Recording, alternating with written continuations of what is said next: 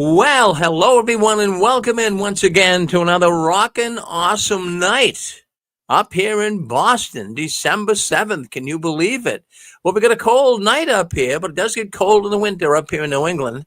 But it was nice today. It was probably about 35 degrees, nice, sunny, beautiful day, and I hope it's nice where you are. Now, we have a program coming up here next. It's called Watchtower Insider. Barbara Anderson tells all, and she's been coming on the six screens now for 2.5 years, and she has been spilling the beans, so to speak, on the Watchtower organization. So let's bring Barbara on and see what she's going to be talking about tonight. Let's bring her on right now. Hello, Barbara. Hey, Rick. Hello, everybody. I'll be talking about miscellaneous things tonight. I hope that I can hold your interest, but I think so because I appreciate the information myself so much so that I think others will too. But who am I to say, right? We'll let you judge after it's over. Well, 2 weeks ago when you couldn't come on, we did the program, and I played some of those sound clips that you sent me. And I'm going to tell you that Firebauer, is that how you pronounce his name? No, Feuerbacher. Feuerbacher. Yeah, no, in fact, I'll tell you, he really carried himself well. The audience really liked him. And when he was talking to Ted Jaracz, I mean, even, I'm going to tell you, I got a lot of people writing me and what have you and talking about that interview. That Ted Jaracz, I really never heard, I heard him speak a little bit, but not like for that long. Is he a con artist or what, Barbara? He's a cool customer, isn't he? He's a cool customer. But when you see the real him, he's not nice. Only to those that he wants to be. I've sat at his table when some of the tables at lunchtime would be closed. And so you spread your people around to tables that had some empty chairs, and he wouldn't say a word to anyone. He's just a very cold man. But with his wife, he was very warm, and with those that he was trying to impress, I saw how he came across to them. So he was manipulative. Let's put it that way. Yeah, in fact, I have to tell you, he could play a heavy in a movie. There's certain characters that have a look, kind of like a mean look, kind of a gruff look, and he had that. And I think of one character that always plays a heavy is Robert Duvall. He always kind of plays a part of like a real tough guy. But this Jaracz, but I was so surprised he came across so naive. When Firebauer said that, there's a lot of pedophiles in the organization. Oh, there is, he says. Yeah, well, tell me about it. Yeah, Well, he knows how to handle people, and that's why he lasted so long. Yeah. Alan was a prolific writer about the Watchtower, and now on my website we have a section dedicated to his writings, and his last one is 68 pages, a letter to the governing body that I strongly suggest people read, because he sent it to them, and that was the last. When he sent me the goodbye, when he was dying, he sent that 68 pages to me. I have that to remember him by. Wow, huh? Mm-hmm. Well, I'll tell you, I enjoyed it, and the audience did. I got a number of people, too, that wrote me, and they said, wow, that brother Jaracz, he sounded, he could bring me back into the Watchtower. I had one person actually say that. Yes. yeah, butter lips, I call him. Oh, he was good. I mean, but I'm thinking all the time, and then we opened up the lines. We had people come on and talk after they heard the interview, and a number of people said he's a con man. He's conning everybody. Yes, but he gave himself away at times. And in fact, the first thing I'm going to read to you all, because I have so many, I think, just so many special things in my documents folder, in my files, and they just sit there, but they were so special in its day. And there's a short one here that has to do with Jaracz, and you just think about this, and I'll tell more about him in the future. But this one was good. Like I say, it's short, but it says a lot. And if I can, Rick, you respond to this. You haven't heard this. Joe and I were visiting with Harry Poloyan, the Wake editor, in 2004. We had to be up north. Of course, we were in Tennessee in 2004. We had left Bethel in 1992. So we thought we would visit our friends at Bethel, and our son was also had many, because he was there 16 years, so he had many friends. We wanted to see everybody, and we were active. Let's see, I said 2004, the business trip. So I'm thinking it was earlier than that, because we had, it was 94, not 2004. So my notes, I scribbled the wrong thing down. Anyway, we had left Bethel before that, the year before, and we were visiting with Harry Poloyan, and he shared with us the latest information on the Watchtower's child abuse problem. He was very warm and friendly, and of course, I worked with him on the child abuse issue. And during the discussion, Harry handed us a blue manila folder that contained many letters that were sent to the society by JW victims of molestation from around the United States, reporting intimidation by their circuit or district overseers while meeting with them regarding their accusations of abuse by certain elders or ministerial servants. So these are letters that were hot about how badly they were treated by certain elders during like an inquisition over statements to do with child abuse. So found in some of these letters were statements about COs or DOs, district overseers, who consulted a letter during the time that they were in a private meeting with one or two elders, and the one making an accusation. So it was as if in so many of the letters the same thing popped up, and these people didn't know each other, but the same statements came up, that while they were being spoken to, if a circuit overseer was there or a district overseer, they were consulting a letter as if they were rereading over again instructions. Harry said that he knew the letter that the victims mentioned was from Ted Jaracz. Now, how would he know that? In that the victims who reported this letter said it was a half a sheet of an 8 by 12 inch 8.5 by 11 inch typing paper. This type and size letter was the way Jaracz communicated with people. In fact, I still have one of these half-sheet instructional letters from Jaracz, who was one of the teaching committee. So when he would send out assignments for assemblies to the Bethel elders, he always typed his instructions or the assignment from the teaching committee on an 8.5 by 11 inch typing sheet of paper.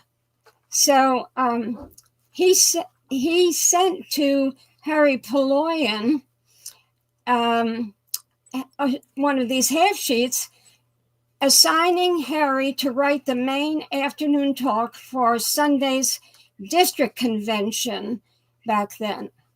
And the reason I was still at Bethel when I saw it, when I was given that half sheet, and I have it to this day. I just didn't have time to locate it here in my files to show everybody. But the reason I have the letter is because Harry gave it to me because he assigned me to write the talk, which I did. I wrote the talk for a Sunday afternoon district convention. And in Virginia, where we attended that convention, my husband gave that talk. And so I'm very familiar with the way Jaracz wrote this type of his instructions to other people to do with assignments. So interestingly, 2 of the men who reportedly were meeting with sex abuse victims and threatening them with disfellowshipping if they continued to talk about their molestation, later these 2 men who were difficult to deal with, the victim said, were invited to Bethel to work in the service department. And who ran the service department? None other than Ted Jaracz. One circuit overseer who absolutely had the half-page instructional sheet during that one meeting he had during a victim of child abuse, he kept looking at the half-page instructional sheet to see, as if he had to remind himself what to say. And one of those men who was doing this, so said the letter that came into the writing department, became one of the governing body, and that was Guy Pearce. So Pearce was looking at the instructions that he received from Jaracz, and he was looking at that on that half sheet of paper. And so we know who wrote it. And of course, Guy Pearce is deceased for quite a few years now, but he was rewarded because it was Jaracz that brought Guy Pearce into Bethel and put him in Bethel. Didn't put him in the service department, but he brought him to Bethel. And Jaracz was very, very faithful to those who obeyed him. He wasn't the only, Pearce wasn't the only one that was rewarded for following instructions given by Ted Jaracz. So isn't that an odd way to know who a letter was from? That in a judicial hearing that was being consulted frequently by those who were the inquisitors. Oh, that's boy, I'll tell you, you got a lot of things to talk about there, but who would ever think that? That's right. It's just, it was so odd, you know? Yeah. Yeah, but that's how things work. And, you know, when we figured that out, well, Harry knew for a long time Jaracz was preventing the proper handling of child abuse, because as far as we know, he was, and I was told by a number of men in writing, that Jaracz was accused and removed because of child molesting in Australia when he was assigned. He was branch overseer. Well, I'll tell you, we had Pat Gaza. You know who she is. Oh, yes. Well, I have some of her letters that she wrote. I could bring those on one of these days. Yeah, well, Richard Rowie had her come on the program years back, and she came on the program and talked about Jaracz, and she didn't have a lot of good things to say. Let me put it that way to you. Yeah, geez. No, that nobody spoke.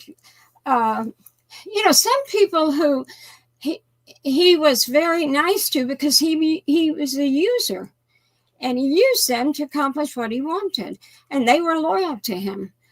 I can think right off the bat of a number of them that were very, very loyal and would not speak at all negatively of him. but they owed their success at in the ladder of success at Bethel to Jaracz.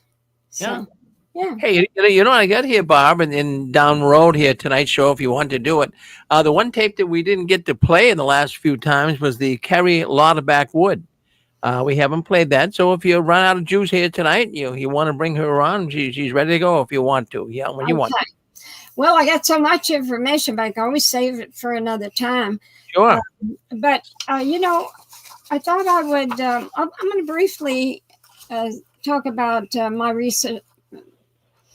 I wrote this many years ago for a particular reason, and it was kind of an interview. Someone wanted to interview me, asked me to put together some information. So I'm going to read this. So if you get bored, I understand, but I'll try to put the emphasis in the right place and wake you up. But this is about, generally speaking, it's about my history. And, I spent years and years and years, and probably could fill volumes because of the much time and effort spent in researching Jehovah's Witnesses and their history. I have actually spent as much as 6 hours a day on research, and I never get up. I really, really get glued to what I'm looking at and thinking about it. And so that was part of the reason. It was my personality. And I spent 42 years promoting the beliefs of Jehovah's Witnesses. And I certainly wanted to spend a lot of time looking into it. If I became disenchanted with it, I wanted to see if I was correct.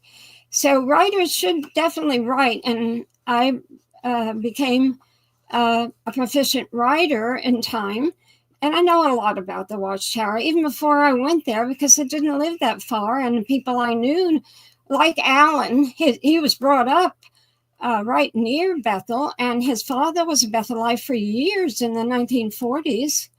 So I met Bethelites coming from Brooklyn practically once a month when Alan's father would pick him up at Bethel. We were 30 miles from Bethel, and bring him out to the congregation, and they gave a talk, but they spent the weekend with the Farbachers. And so I met McMillan, and that was interesting. And he's the one that I'll never forget that said to me and two other people, I don't know how we got onto it, but he mentioned that he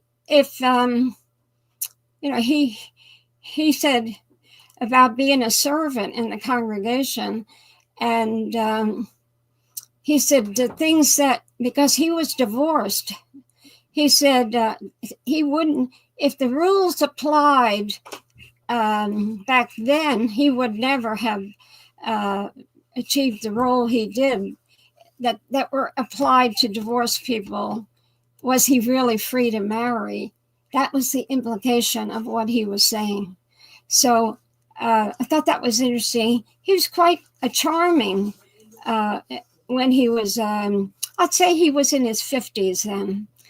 I also met the young Dan Sidlek at the Farbacher House, and others that have became very powerful at headquarters.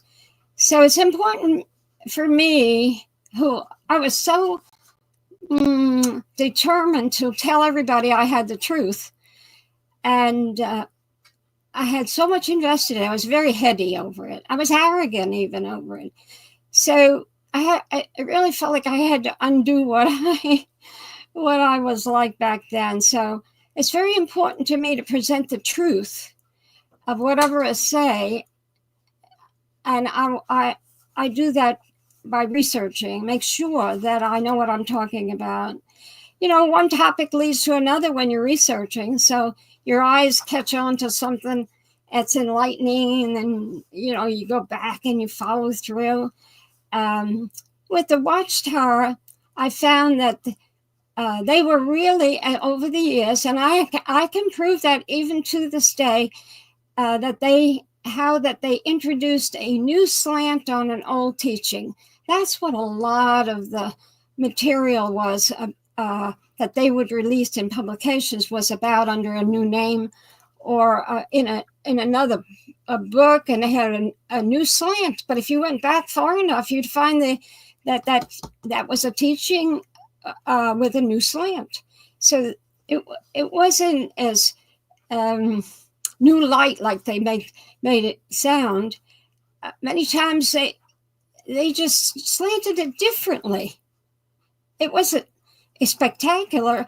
One man in Europe, he does that. He checks the old book literature and compares it with the same updated literature, and how like the ancient creation book, or some of the ones that Rutherford supposedly wrote, and he'd check it with the same book would come out 3 years later.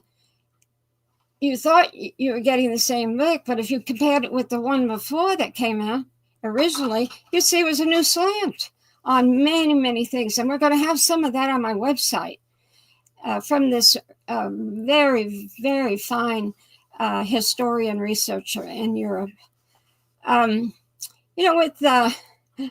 Watchtower, I found that every rock you turn over, you find a different bug.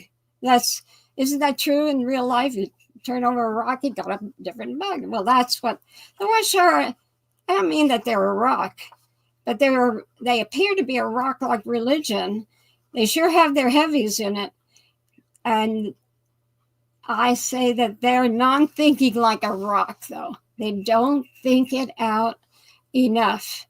And that's where the trouble comes, because they get caught up by people who are very observant and read and study the literature well. So, proper research is more than simply finding damning tidbits to use against Jehovah's Witnesses. So I say, before bringing a new item to light, I make sure that everything I say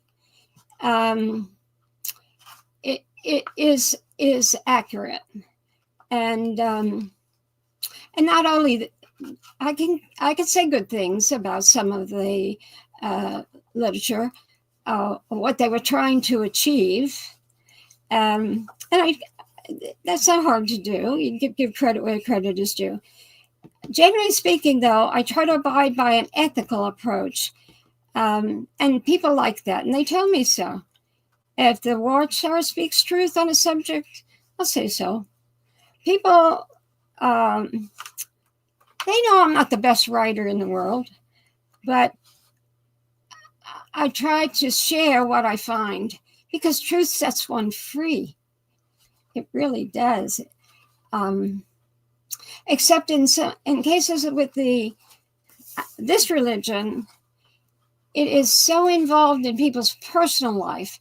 And when you find out that what they said and did and demanded of you, and it was so obtrusive, and you left the organization, many people are lost. So that's why people like me try to help others to find a new way to live and think. Not extreme thinking, but see the full thought, the idea, what they're trying to do, and get free if it's intrusive, or that you feel you don't want that in your life. I became a witness in 1954, when I was only 14. And from June of 82 to December of 92, I was in Bethel.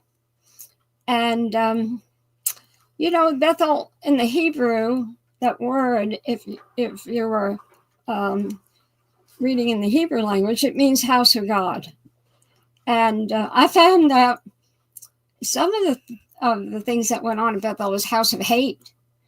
Not everybody got along with each other. And it was an institution, and many people didn't fit. And there were those that were downright crooked. I worked in Bethel's shipping and accounting departments, and later the writing department. And I did a lot of research. My passion for research was put to good use compiling historical information in those departments. The Jehovah's Witness book, eventually the history tome, Proclaimers of God's Kingdom, Jehovah's Witnesses Proclaim. One discovery that I made, and it was detailed research, but others could have found it. It's just that they never thought there would be anything wrong with that teaching. But I was asked to take a look, and when I was in the writing department, and it was trying to prove that there was a channel of believers from Jesus to Russell who believed correctly about what Jesus taught, or what was the truth regarding Christian religion. And I was involved with 6 months on that alone. And we disproved, and I've said this before, we disproved this 100%. There was no channel that God was using to bring true belief from over the centuries to Russell. So the Watchtower, since that discovery, they've never said it. They've never used it again. So that was good. Generally speaking, very few women were involved in the Watchtower's writing departments. Important assignments. There were some secretaries in there, and fetchets. Or okay, let's put that. But they really wanted a guy to work as a researcher for the coming history book. But I was told that even though they did want a man, there was none that were capable of Bethel that were available to be transferred from other departments. And since I already had a reputation for researching in engineering, then that was a reason that I was asked to be interviewed in the writing department.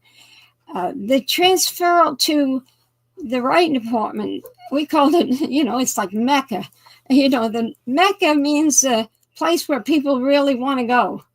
That's what it's a sign for what Mecca means when I say, I went to Mecca, a place that really want to go. But it didn't happen overnight. I said on my application that you have to fill out when you come into Bethel. We were already accepted, but then when we get there, we have to fill out an application. I said I was allergic to toxic industrial chemicals. So I was assigned to tape duplicating, which used a variety of toxic chemicals. So I got sick after 2 months. And then I was shuffled over to the shipping department, who ran the tape duplicating. I remember it well. Many of you don't. When they made tapes, cassette tapes, and I still have tons of them. Never use them, but in their day, we thought they were special. So in the shipping department, I was 42 years old, and I was there for about a year with very young adults.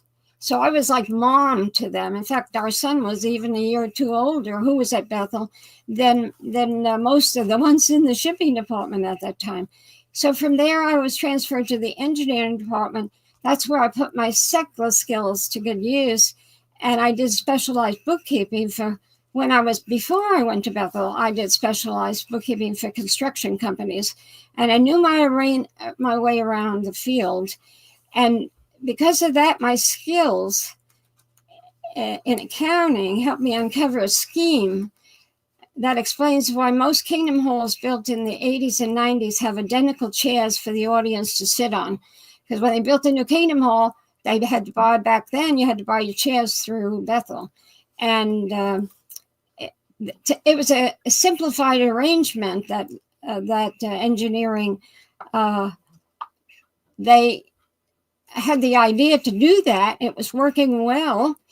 And the construction of the kingdom halls was becoming easier because they were given 5 choices of for the decor, the painting, and whatever. And there was a specific Canadian company that the chairs at the kingdom halls in those years, in the 80s and 90s, they were all coming from this Canadian company. And in the engineering department, the assistant overseer, he was a commission salesperson. Nobody knew it. He sold the job to talk to the people who owned the business in Canada. And nobody knew that he had become a rep. It means for every chair that was purchased, he got 2%. He was raking in the money. And I found out because I understood and knew a lot more about the accounting and bookkeeping than anybody in the department. Well, because most of those were draftspeople and or designers, architects, engineers. So there were tens of thousands of those chairs that were being purchased. And that man is long dead now. But what a scandal. I also became the personal secretary in the engineering department for a project manager. And I became involved in many projects. The initial development of the Watchtower's property at Patterson was one of my assignments, and the remodeling of the Bossard Hotel. I've prepared environmental impact statements. I studied city zoning requirements for the projected new 30-story building back in those days. And of course, as that building is sold, this Kushner, Trump's son-in-law, they bought that. His group bought that 30-story building. I believe it was him. If it wasn't, but it was somebody well known, or maybe it was just the city that bought it. Because anyway, I understand that building has residents that are not wealthy. Poor people live in that building. They don't have the kind of rent there. I think it's a city-supported building, and that's wonderful because our work is that we did back then. We didn't get paid for it, but it eventually became something that assisted people who needed help. Bethel's location was in a historical area, and you couldn't remodel a building unless you had landmark approval. There were historical rules, and they had to be obeyed by contractors or anybody remodeling a building. So whatever you wanted to replace, you had to replace with something that looked identical. If the building was built in 1914, then when you replaced the windows, you had to put windows in that looked like they were in 1914. That was the rules back when I was at Bethel. And it took a great deal of research to find out, but I loved it. So Bethel to me was extremely interesting, and I loved all of that kind of thing. And we had a nice place to live, and generally speaking, good association, nice people. And our son was there, so we had our family, so to speak. I'd go to libraries or the Long Island Historical Society, where they had records back to the Revolutionary War. That was fun. In fact, George Washington's Battle of Long Island was fought right there where Bethel used to be, right on Columbia Heights. So, they had ship battles out in that area. So looking at the historical material at the Historical Society was right up my alley. And so it came to a point, though, that we had nothing to do. There was an in-between time, because initially they wanted to build the 30-story building right on the waterfront. I've told this before, and it wasn't approved. So I was with the architectural area of the department. So I didn't have anything to do. So I was bored. So I asked the overseer if he could lend me out to another department, because they did that. And I was loaned to the department and spent a month cataloging the wiring for Bethel's telephone system. Just me, a computer, and a rickety chair in a cold room full of wires. I could have kicked myself for even asking to be loaned out, because that was a miserable job, but somebody had to do it. And there were so many dear young men that were running that little department, and they knew our son. And so I became mom, and every so often I'd get a rose on my chair. See, I have good memories. Is that all bad? I mean, some people say such hateful things about Jehovah's Witnesses who were at one time, supposedly, they looked at them as brothers or sisters in the faith. But it wasn't all bad. I had more good than I ever had bad. I didn't leave the organization because somebody did anything bad to me. I left for, as many know, for entirely different reasons. And so when I had come back after a month to engineering, we still had a lull. And so then I asked again about being lent out to another department. And that's when the overseer of the department called me in and said that he got a call from the writing department. They wanted to utilize my research ability for eventually the book, which became the Proclaimers, Jehovah's Witnesses Proclaimers of God's Kingdom. So I went to that interview, and there were 5 women, me and 4 others, who were there to be interviewed for the job. But they were all housekeepers. The 4 of them were housekeepers, and I don't even think they could even type. So I think the deck was stacked.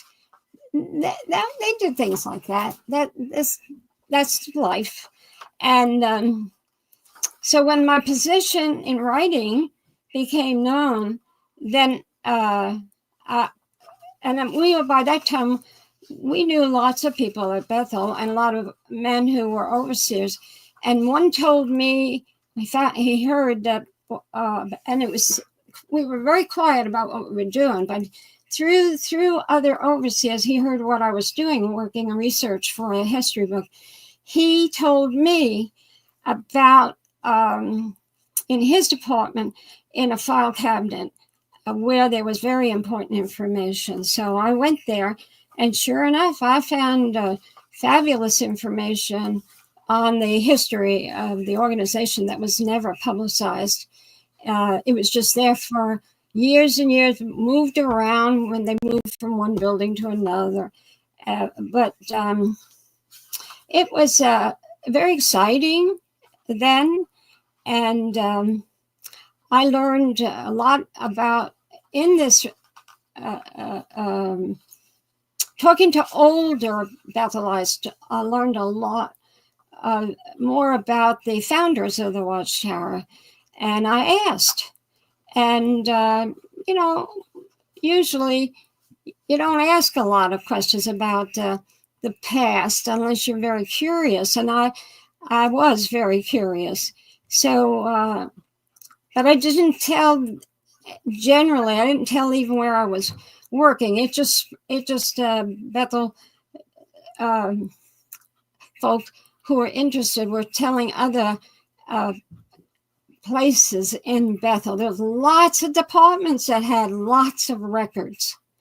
And so I was involved in looking at them. And, some of the information about the Watchtower's history was lost to time, and other information was covered up a long time ago, and nobody knew about it.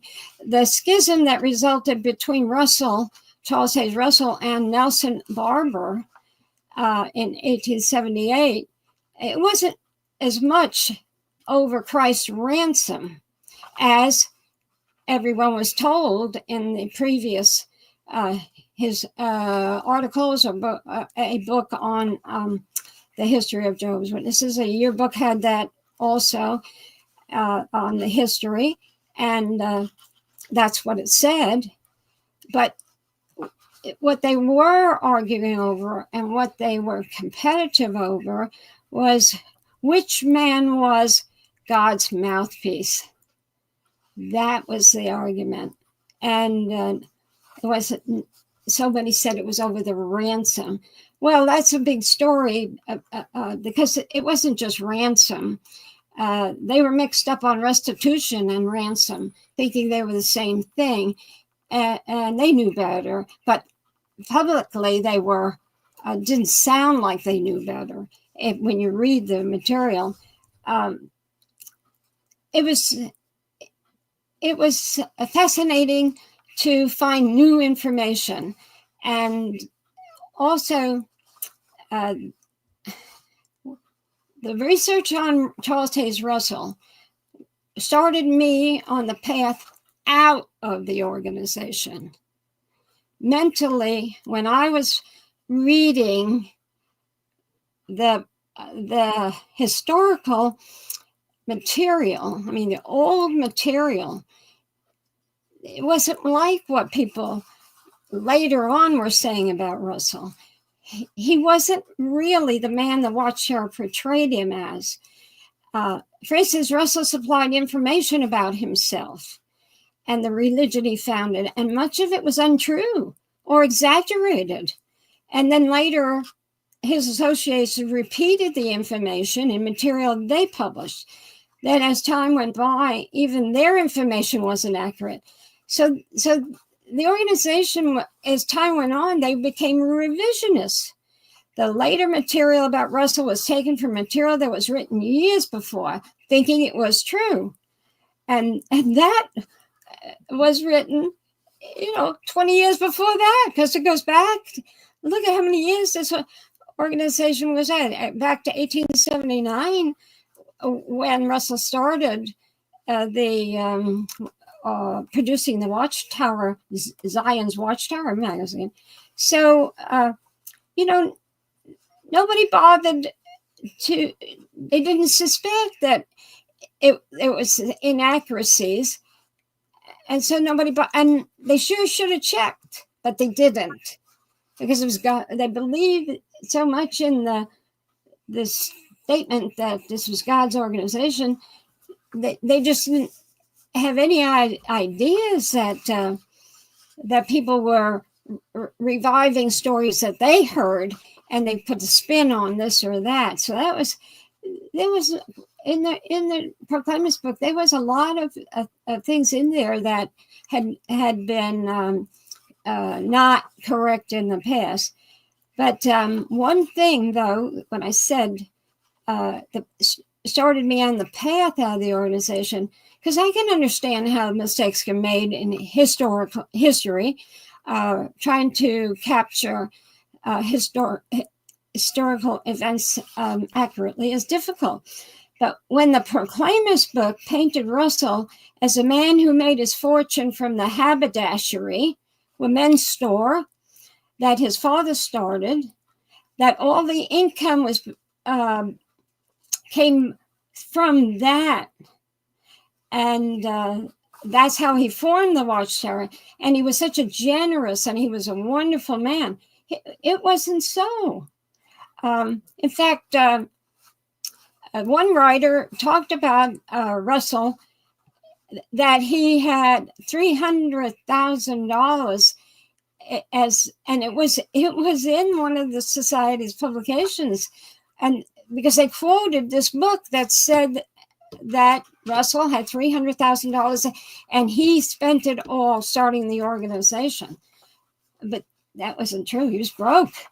And I actually found a statement he made in 1886 where he admitted he was broke. And that's the story behind that. So that's why Conley, who was the first president of the association, got the job as president because he invested the most money so that they could put out all of these tracts at the churches and other places. They would hand all these tracts. Well, all that cost money to produce. So Conley put in the most money, and then Russell's father put in money, and then Russell put the least amount in. I've talked about that before.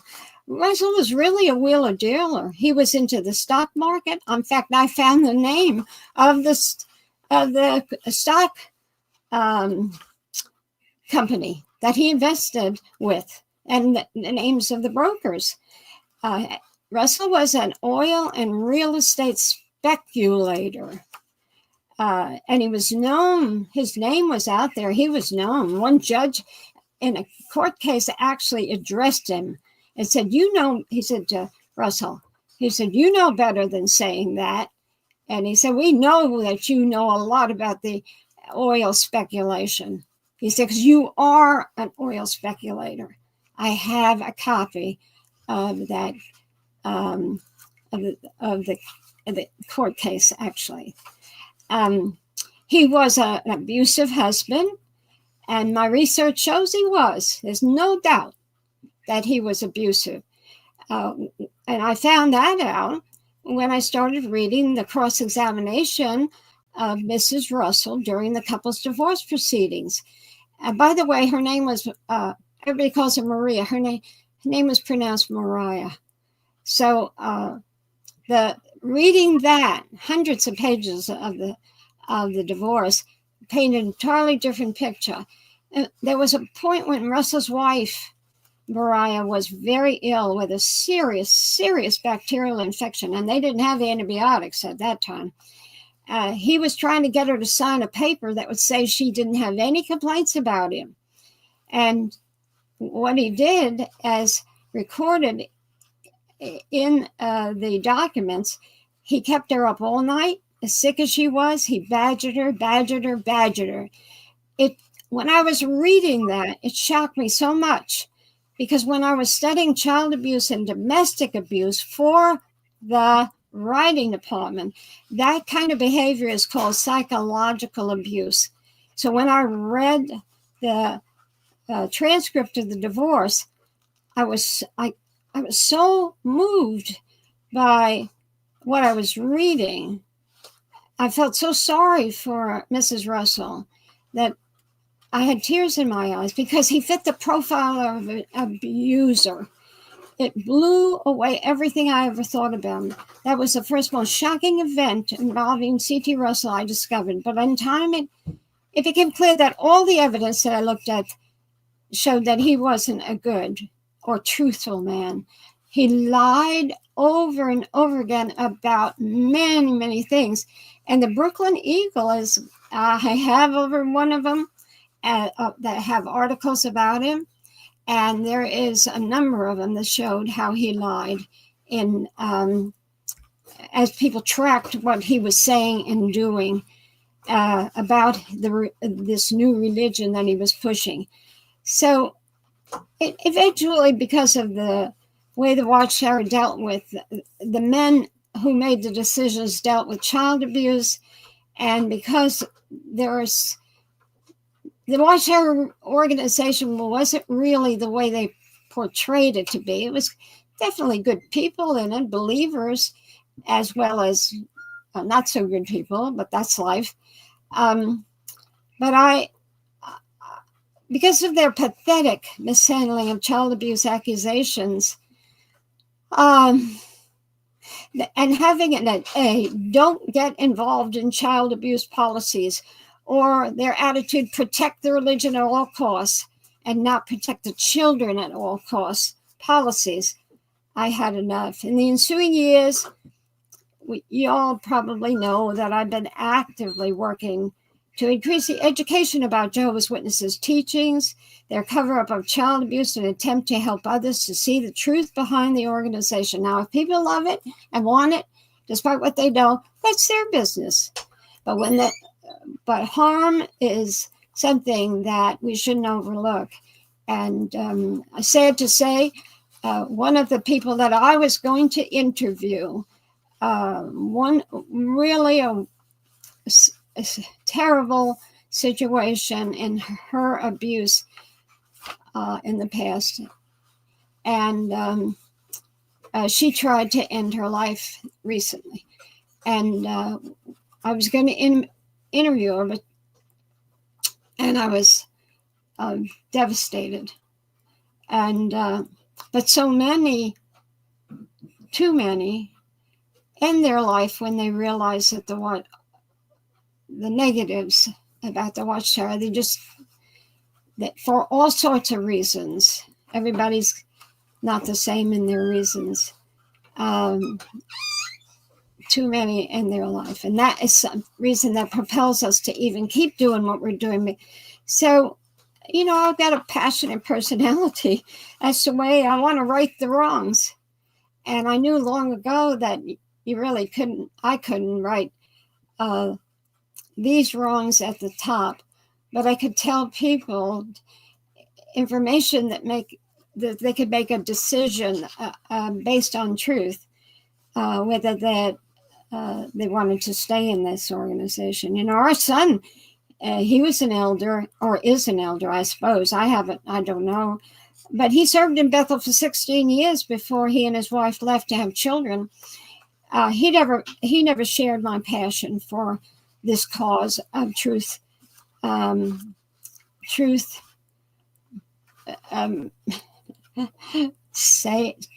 information being delivered to the world about things that the Watchtower does that harms. That's the point, that harms. He'd rather keep it to himself. And he has it, certainly he has it right. He's supportive of the Watchtower through and through, or he was. And I don't know, and my husband and I don't know, because we haven't spoken and know anything about him for over 20 years. But back then, when I was leaving the organization, he said to me, I was doing a noble work by trying to help the children, but I should have never gone public.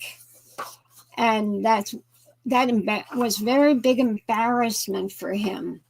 So, but because of the mandates of Jehovah's Witnesses teachings, our son was forced to shun me and Joe. And that policy disgusts me, not only because of this. Our own flesh and blood does this. No, it's the whole shunning policy that disgusts me. Religions that's the farthest thing that I believe, or that anyone believes in, that they have the right to require of people to do if they religiously don't believe the same thing that the society teaches. Shunning destroys families. And because it's a religion mandating shunning, then it seemed like for years no one seemed to care. But the tide is turning. Human rights organizations internationally are demanding Jehovah's Witnesses leaders abandon shunning policy, shunning those who leave the religion. They try to say that they don't shun. They try to say they don't disfellowship. They change the words, trying to pull the wool over the human rights organizations, but it's not working. So anyway, I continue to do research on the background of the old Watchtower, which I hope I have the time to tell you what I located just recently. And But I'm really interested in the activities of the modern Watchtower that is driven by their survival policies of men that are involved in leadership positions, the positions they're taking now on things that the unheard of years ago. And so I'm looking at that. I'm planning to interview someone in the very near future who is going to give us some real light on some of the activities of the leadership of Jehovah's Witnesses. The Watchtower is a smaller organization, about with half the group of believers than when I was a JW. And the world is becoming more secular, and for different reasons, the house-to-house work is not effective. I like to say Watchtower leaders are corrupt, but I'm not saying they're financially corrupt. That's not for me to say. I think they're ethically and morally corrupt, and I think they know it. I think they feel they have to do this to survive. But like the religion's founder, C.T. Russell, they talk about godly love, and they talk about in the few magazines and literature brochures they put out, they talk about neighbor love. It sounds good, but by their deeds they show they don't practice love. Not really. To break up families over belief, a difference in belief, is ridiculous. If they believe that a person sins, why don't they if it's a religion, like the other churches, let God handle it. If they believe in God, let God handle it. Why are they handling it? And of course, they got a scripture or two that they're going to use, and but they use it and don't take many of these scriptures that they're using. They don't take into consideration the times that are living and also the surrounding or the context of the scripture, because they're so interested in backing up their policy first. So they ignore a lot of evidence that shows that they don't have the right understanding of the times back then. So not that long ago, well, it's a number of years that the events happened, but I put it out. I did some research on some things, and I did have a background on some Watchtower doctrines that many people didn't have. So I wrote up this it's been a while, and I discussed the changes made in the 90s to two major old Watchtower doctrines. And number one,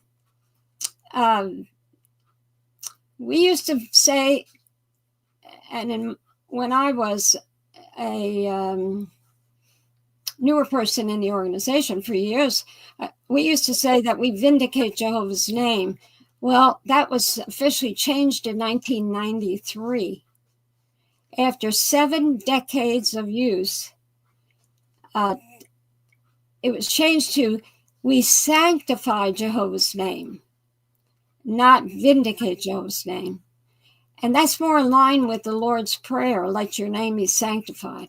So for years, they were vindicating. And the background of that, I learned quite a bit how wrong they were from governing body Klein.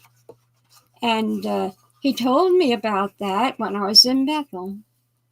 So that was in 91, 92 in a personal discussion. And it was in 93 that they officially got rid of that people vindicate Jehovah's name. So that makes a difference. And I'm not going to go into a lot of details, but I want you to pay attention to one particular paragraph I'm going to talk about. The other teaching was that the witnesses, when engaged in the preaching word, they separate the sheep-like people from the goat-like people. You all remember that. You hardly hear them talking about anything like that for years and years.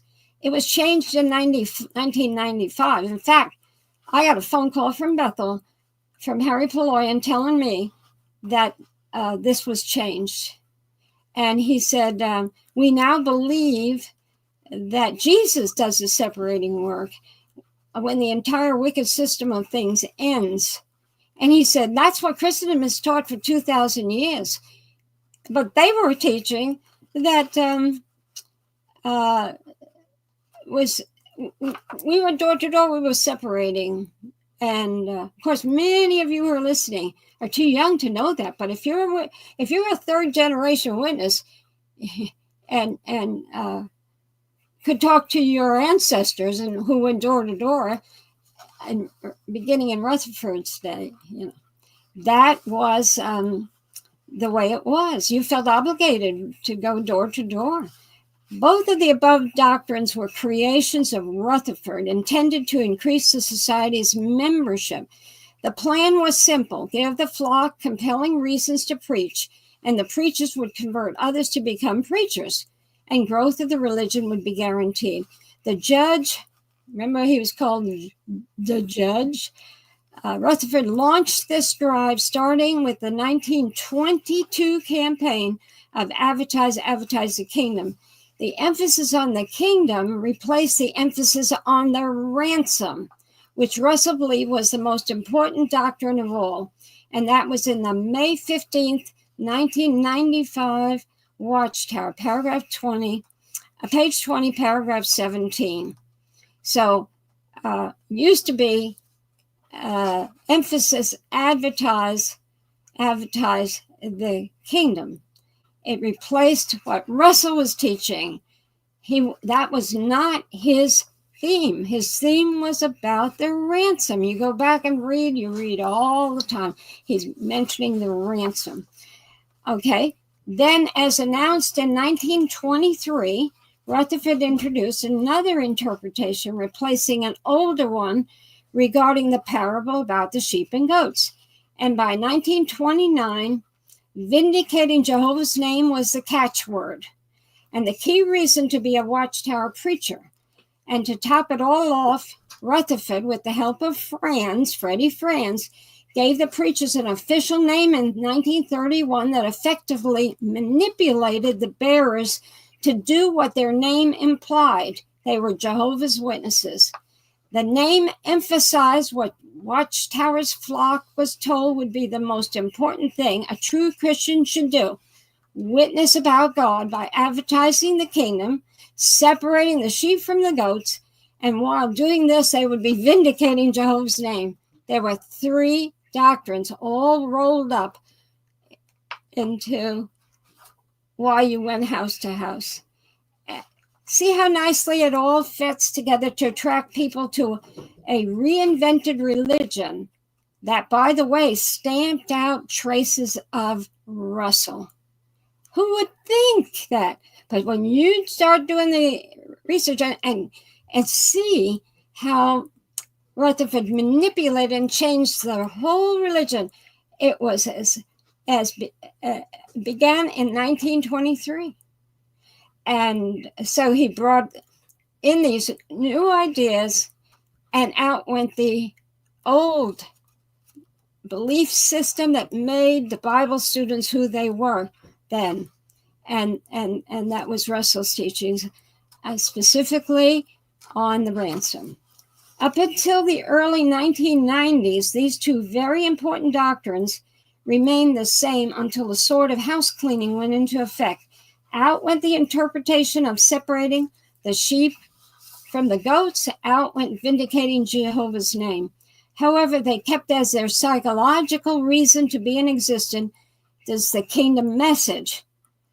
And whatever that was entailed in the range of, remember the words, present truth. When you read the old literature, it was always present truth this, present truth that.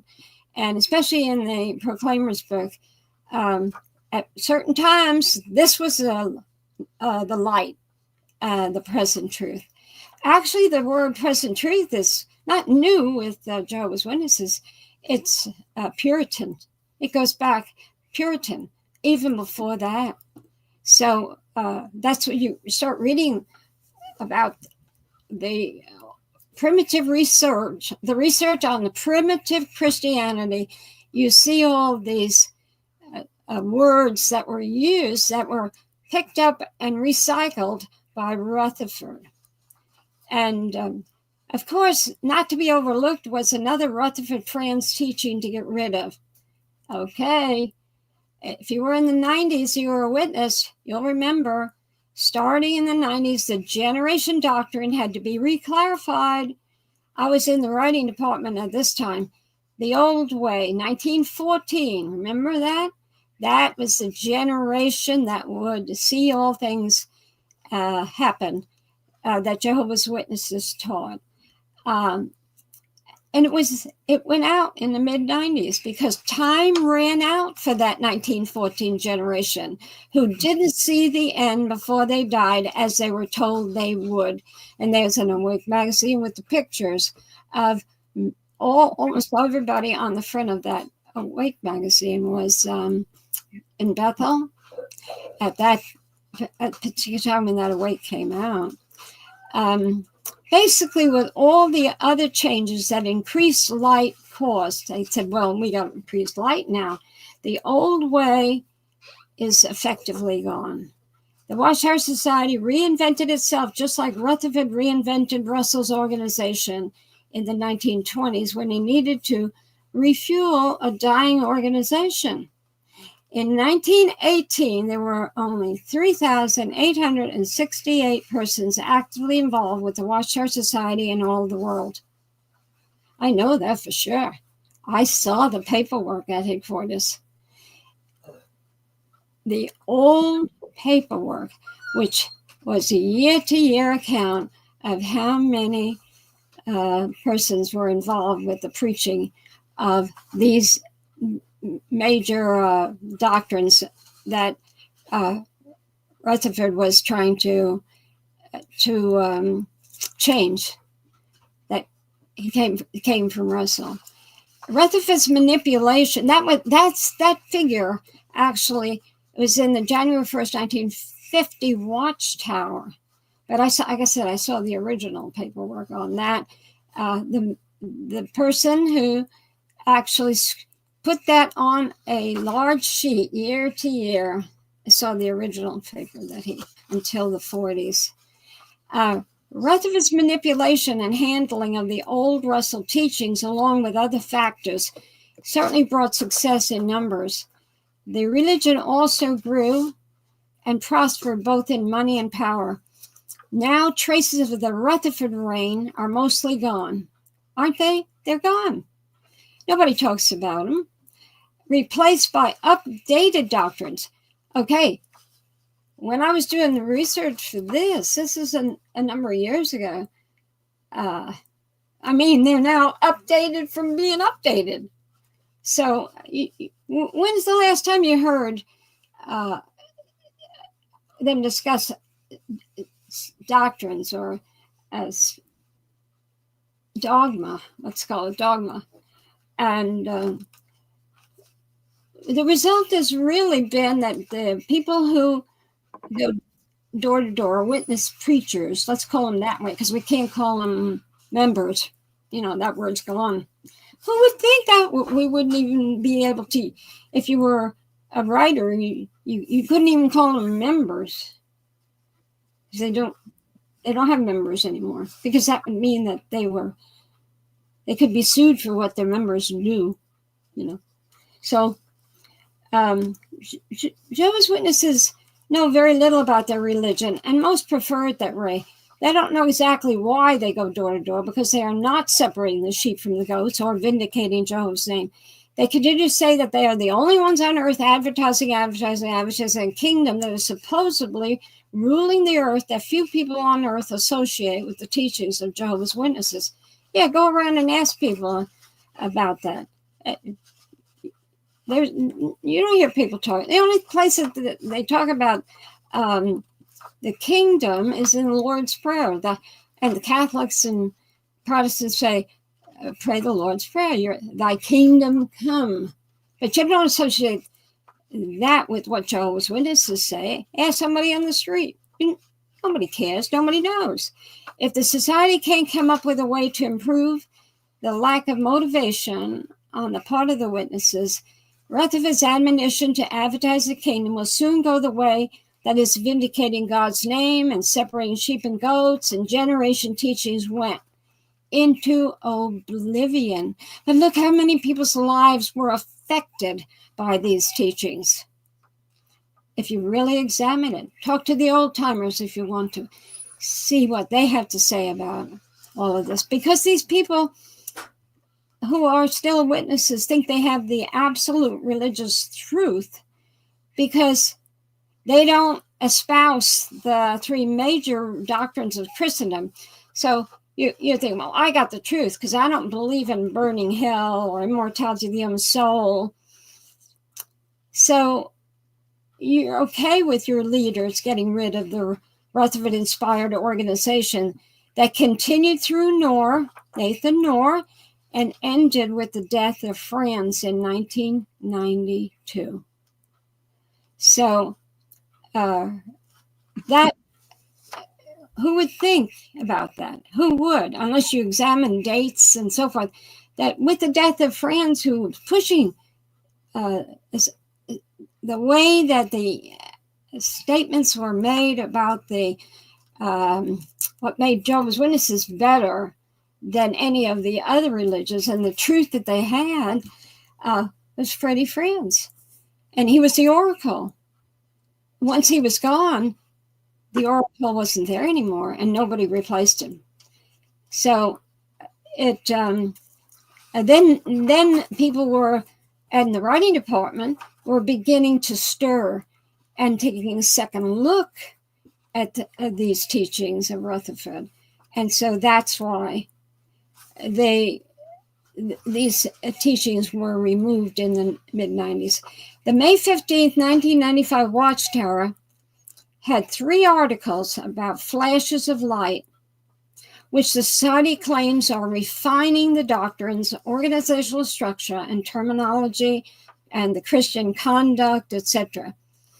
This will continue for one reason only, and that is to try to keep the flocks interested in an outdated religion in a fast-paced world that keeps on ticking despite the witnesses' never-ending promise of God's licking.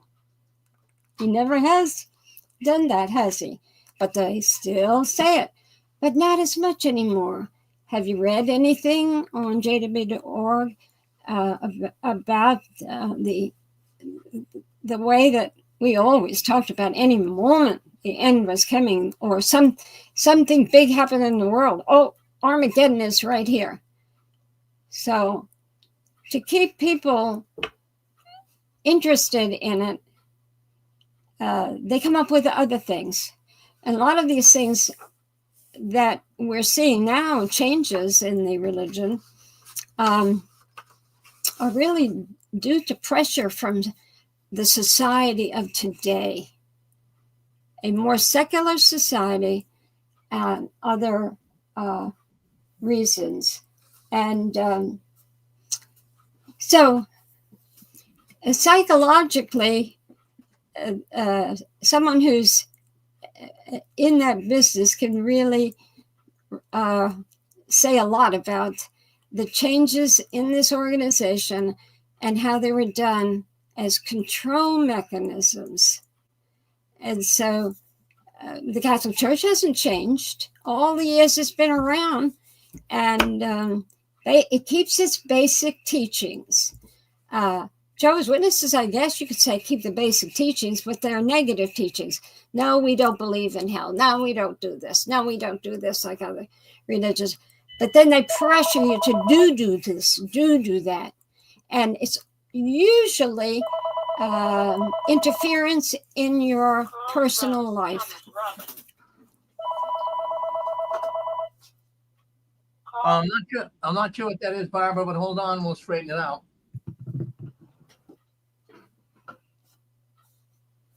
Well, I'm done with that. All right, I guess you're all all clear now. Yep. So I do have something that I want to introduce. It's complicated and is open for a lot more research. And I found it fascinating. And I'm going to share it. Okay? I hope you all think about what I'm going to talk about. It's a biggie. I think it is.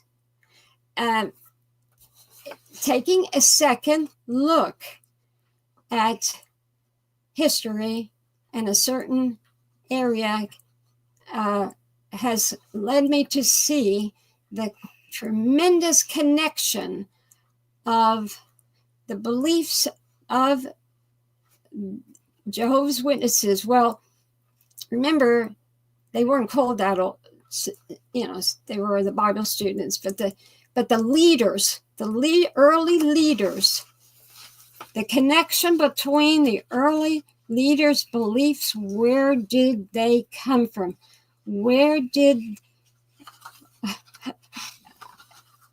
It's complicated.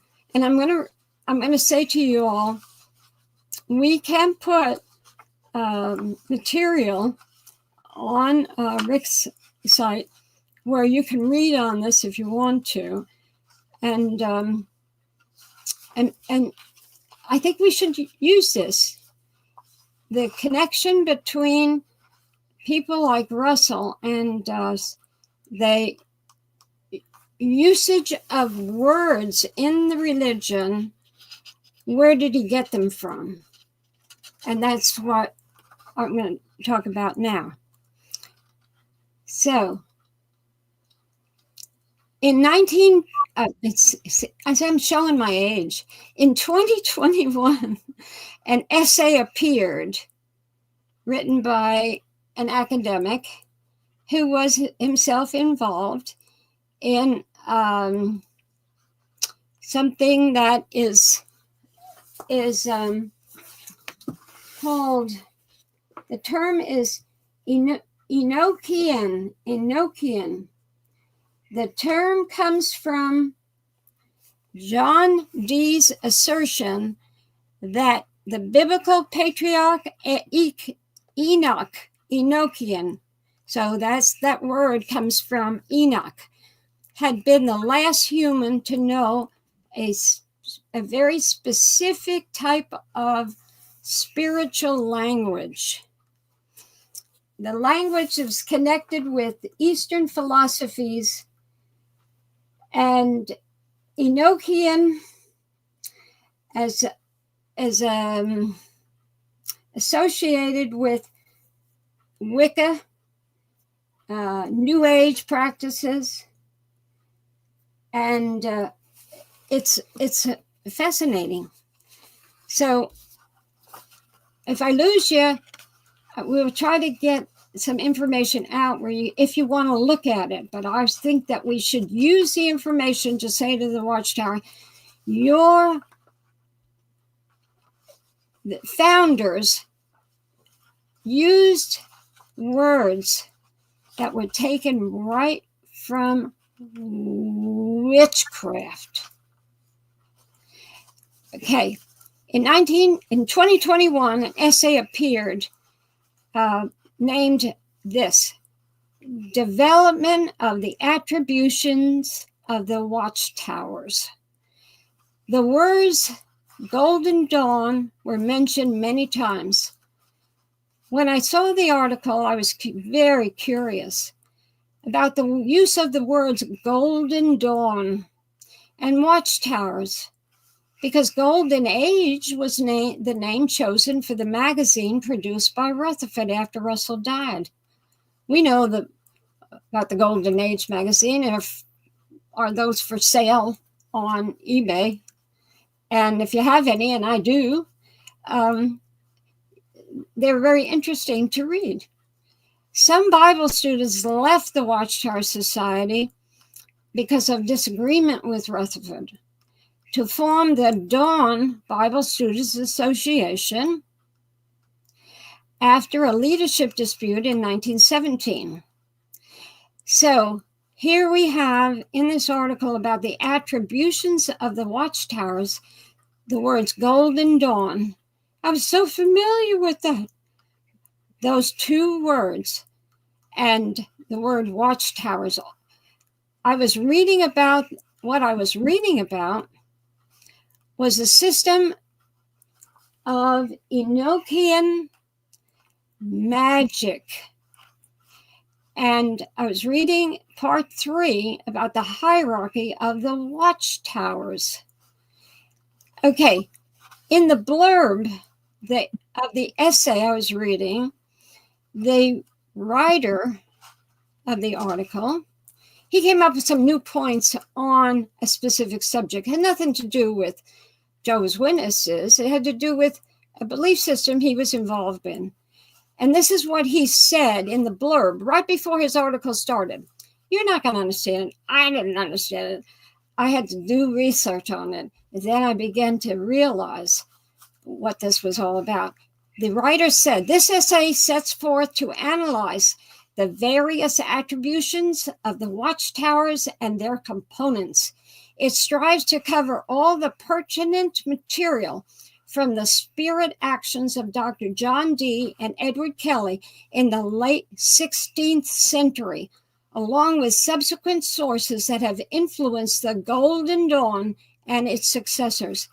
It may result in more questions than answers, but it is the hope that sources and logic herein provide sufficient information for serious students of Enochian magic to draw their own conclusions, or at least to begin the process of fruitful inquiry into the problems that they pose.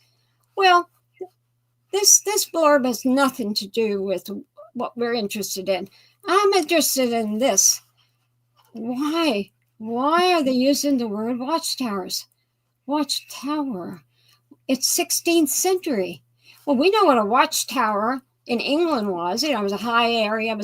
They had a drawing on the front cover of the early watchtower, and which they changed it over time. But it was a portrayal of the, a tower, high tower that could see around everything. And okay, now this magic, Enochian magic, was a thing in the 16th century. The Enochian magical tradition originated with John Dee, D-E-E, and centuries later was popularized by the Hermetic Order of the Golden Dawn. Enochian is an occult constructed language that Dee and his colleague Edward Kelly recorded in their journals in late 16th century England. Interestingly, Dee was a political spy for Queen Elizabeth I. In the Enochian magical tradition, watchtowers. Look, I can't say that I understand any of this. I gotta do some looking up on.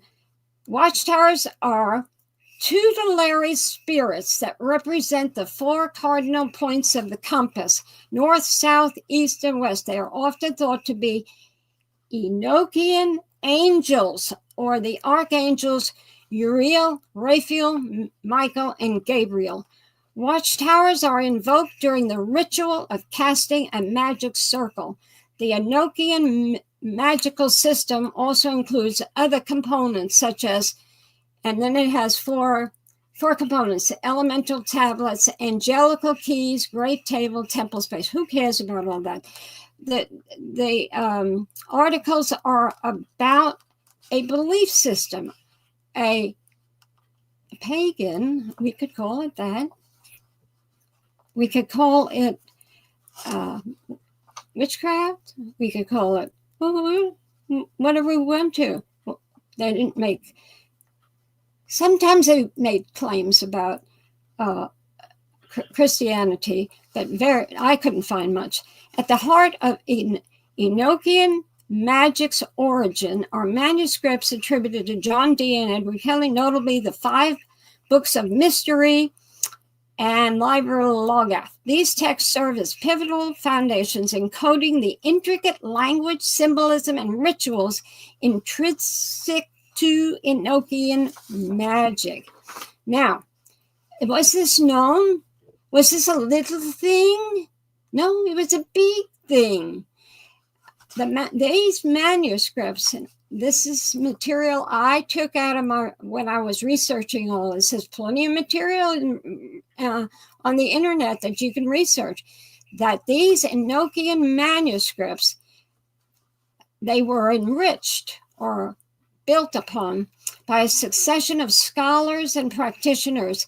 So here's the years that scholars knew about this. So regular folk who lived in the 16th century, they knew about this. Individuals like Thomas Rood, 1583, Elias Ashmole, 1617, Samuel Mathers, 1854 to 1918, William Wescott, 1848 to 1925, Aleister Crowley, 1875, and Israel Regardie, 1907. These men have contributed as guardians and commentators. As magicians, their roles extend beyond preservation, including writing commentaries, making adaptations, and revealing insights that have expanded the views on Enochian magic. Now, my comment, Barber, you know the Barber I'm talking about, and the Storrs, George Storrs, they were familiar with this group. They lived at times when these scholars were putting out information on this belief system. George Storrs wrote a book he named Watchtower. There were other material in the 19th century that call books, brochures that called themselves Watchtower. George Storrs died by the time Russell married in 1879. Russell was a good friend of George Storrs. George Storrs lived down the block, actually, from Bethel in Brooklyn. And when Rutherford, Russell bought the place. Now, why would Russell call the magazine he published, the first magazine he published, he called it Watchtower? Even the name Zion was connected with Enoch, who was the father of Methuselah. I mentioned the Bible a number of times. And this is Enochian magic. Back to the Watchtowers and Enochian magic. What was it? This is far-fetched stuff. And we don't really care what it was. We're saying, why would people like those who were establishing a new religion take the name for their own or organizational procedures or for their own literature? In Enochian magic, a watchtower or guardian in ceremonial magical tradition is a tutelary spirit of one of the four cardinal points or quarters, east, south, west, and north. Maybe some people out who are listening know a bit about Enochian magic. In many magical traditions, the watchtower, ceremonial magical tradition connected with spirits, they're understood to be Enochian angels. They are the archangels Uriel, Raphael, Michael, and Gabriel. They also are variously associated in other traditions with each of the four classical elements, earth, air, fire, and water, or stars. And they have a name of stars. So in this system of magic, it was brought to public attention by D. and Kelly. It was the first instance of watchtower rituals being used, 16th century, and they called it Watchtower. The rituals involved complex, evocative designs. According to Dee's diaries, the two men summoned an angel, which Kelly saw in a small crystal. Dee recorded the revelations, which Kelly narrated to him. Among the surviving records of the angelic operations is a book of supplications and invocations, which deals with the invocation of the angels who preside over the four quarters of the terrestrial sphere. In these writings, the angels were not attributed to the quadrangles of the great table. What all that is, I can find out. I read it, but I can't talk about it because it's not my stuff. This was 16th century. It continued on, but it was revived in a big way in the mid to later 19th century. That's what I'm getting at. In the mid to later 19th century. Russell was born 1852. The first Watchtower was 1879. This work was religious.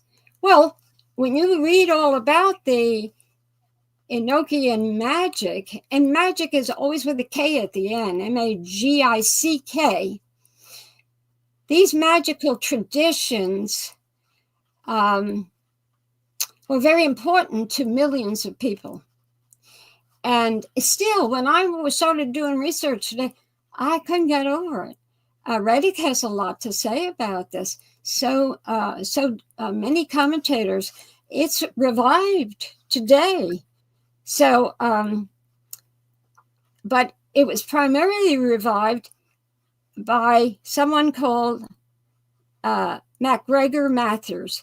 It was the Hermetic, he established the Hermetic Order of the Golden Dawn.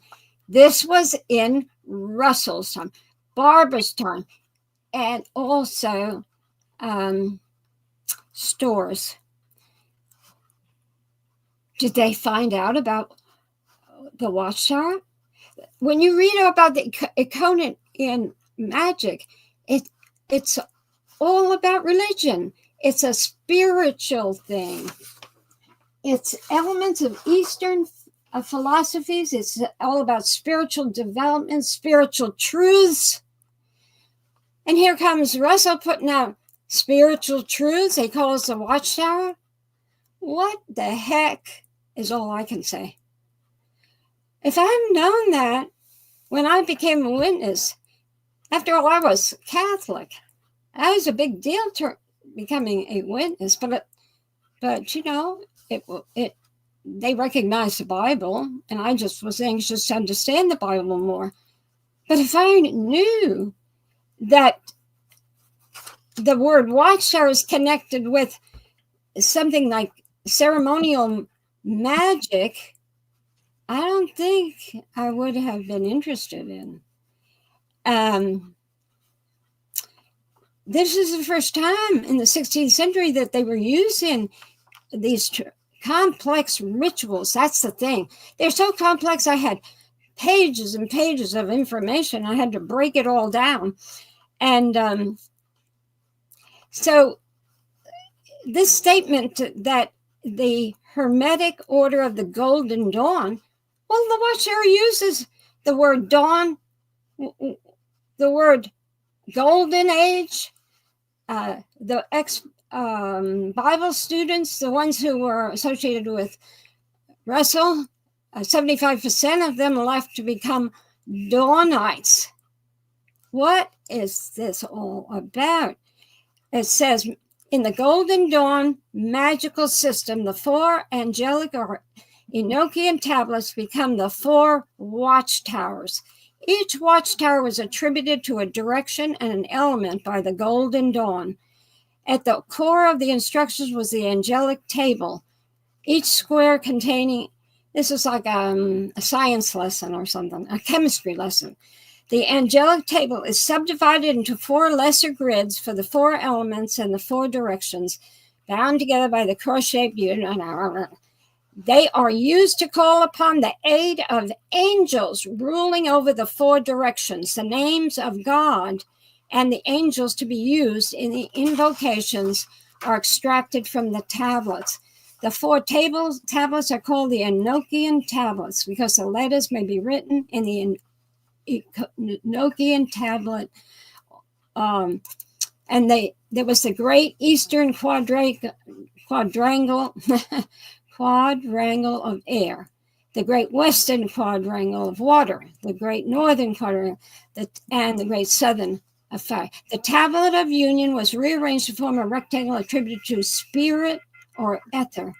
The tablets were brightly colored, and air was portrayed as yellow with violent letters, and it goes into all this.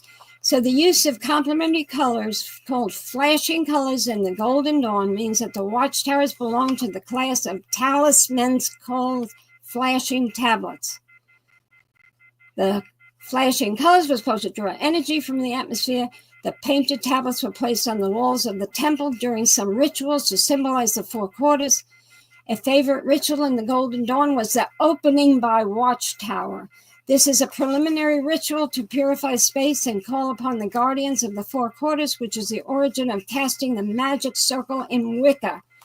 As part of the opening by Watchtower, the practitioner uses each elemental ceremonial weapon, air, dagger, fire, wand, water, cup, earth, pentacle, to summon the angels of the quarters. In the south, for instance, the practitioner uses the fire wand to trace the invoking fire pentagram, then summons the angels using 3 names of God found in the fire tablet. I saw there was an article. I copied it somewhere, but I don't have it in front of me, written by some believer in all of this, and they connected up with the Tetragrammaton. The Tetragrammaton, the name of God. So it is occult. Occult. And people knew about this. This wasn't hidden. Even today, there's a great following of these ideas, these philosophies, and but the names. Why in the world would stores and Watchtower be connected? Why did they choose that name? Why did Russell choose that name? Because it had meaning in a religious viewpoint. It had meaning with angels, demons, when you read all this stuff. So I would like to say the founders of this religion and those that he based his beliefs on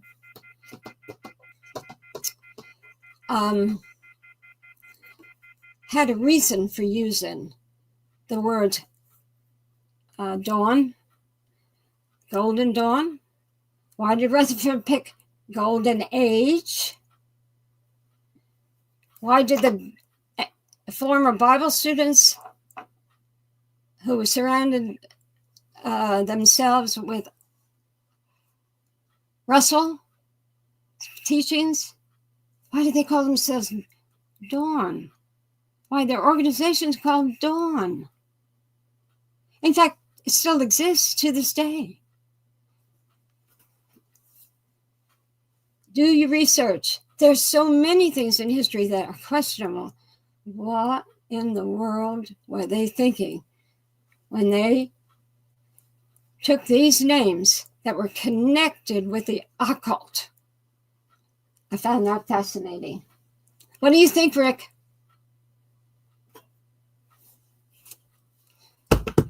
Hey, Rick. I'm back with you, Barbara. We just had some beeping sound going on, but it did stop. But anyways, no, Enochian magic has been brought up here numerous times on the 6 screens. We have a man that came on and talked a lot about it. His name, of course, is Fritz Springmeier. You know him. Yes, I do.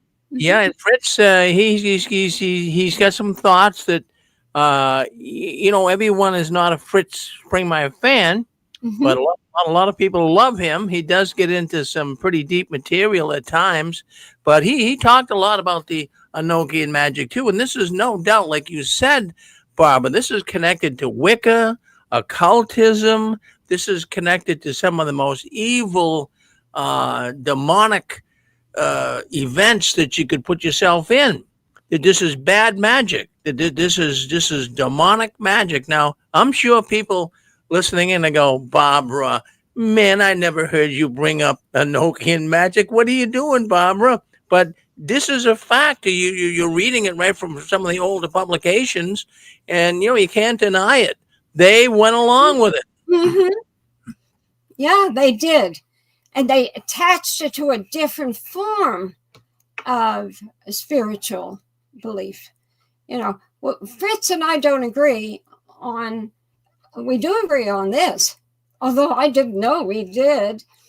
Well, no, Fritz, no. In fact, I love both of you guys. You're both my friends. But there's everyone has different opinions. Oh, absolutely. My problem with the Masons is a little different and I don't disagree 100% with him. I mean, there's not anger in this. I just have more other information than he has, and I look at it a little differently than he does on the Masons. The Masons today do fabulous things, the children caring, and they've been involved in all kinds of stuff like that for years and years and years, helping others. But that's not why I disagree with. I'm not angry at all of that kind of thing over the Masons and how he portrays Russell as a Mason, because I have my reasons. But we're still friends. I wouldn't be angry over anything like this. What hit me on the Enochians, I did not know about the use of the Watchtower, the words of Watchtower. Why would these men who are founders of what they considered a primitive Christianity restored hitch to themselves the name Watchtower that was absolutely connected with the occult? That is what surprised me. And I would not have known had I not received a copy of the academic article called the attribution of the elements to the watchtowers. And I belong to an academic association. And so when essays are written and have anything to do with Jehovah's Witnesses, I automatically get a copy because, it's not some person looking at all this. It's machinery that spots the name Watchtower and knows that. Well, I'm glad you brought that up. I believe we have some people who want to speak up. Let's go to 920. 920. What do you have to say to Barbara? Hi, this is Bonnie, XJW Jane Doe. Hey. Earlier you mentioned that Bethel means house of God. And if you go to El, in the Insight book, it takes you to God. Then you go to gods and goddesses. El was the chief god of the Canaanites. Yes. And if you go to the Insight book under Bethel, most of the article, and it's a long one, it mentions that Bethel was the center of false worship for Israel. Yeah. More than half of the article, it's talking about that. If you go to Genesis 33:20, it says that Jacob set up. If you go to the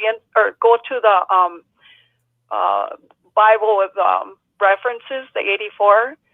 After that, he set up an altar there and called it God, the God of Israel. And if you click on the asterisk, it says El is the God of Israel. You're right. And Amos, if you go to the 5th chapter of Amos, it talks about how it was such terrible rank worship that Jehovah was going to destroy it. So I don't understand why they would have named their headquarters Bethel. They named it because it was prevalent. The word Bethel was used. We got Bethels all over the place here in the South, little religions that called Bethel, because in the Hebrew, it translates to house of God. That's basically why. House of the God of Bethel, that's the problem. And Yeah, Watchtower knows that. Yeah, No, there was 2 or 3 years ago, Gary Barreau, in one of the broadcasting episodes, he actually mentioned that Bethel means that it was the center of false worship. And I have tried and tried and tried to find that talk, and I can't find it. But I know he said it. So. Well, why shouldn't he say it?